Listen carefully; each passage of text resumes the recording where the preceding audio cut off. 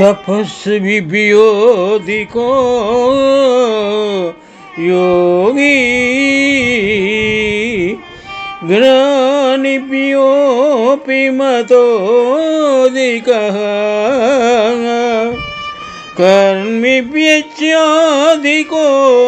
योगी तस्माद् योगी భవార్జున.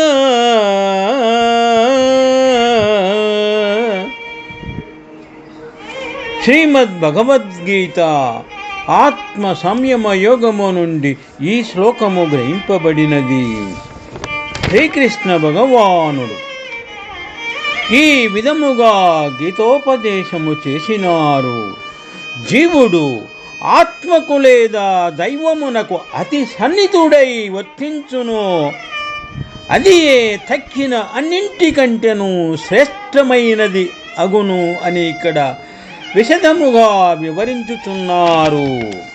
శ్లోకభావము: ఓ అర్జున, యోగి అగువాడు తపస్సులు చేయువారి కంటెను, శాస్త్రజ్ఞానము గల వారి కంటెను, కర్మలు చేయువారి కంటెను కూడా శ్రేష్ఠుడని తలంపబడుచున్నాడు.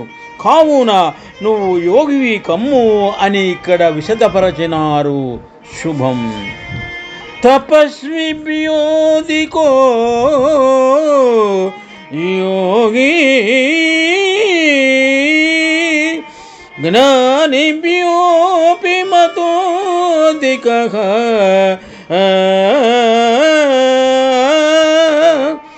కర్మిభ్యశ్చాధికో యోగి తస్మాద్ యోగి భవార్జున.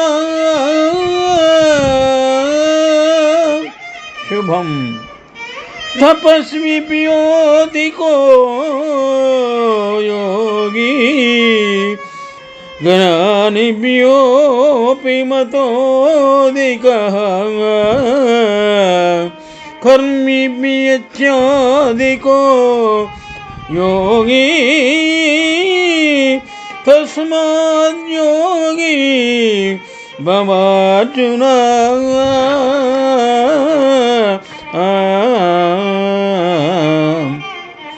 ఇక్కడ మనము గమనించిన ఎడల మనస్సును విషయాదుల నుండి మరల్చి అంతర్ముఖమునర్చి ఆత్మయందు స్థాపించువాడే యోగి అని ఇక్కడ విశదపరచడమైనది.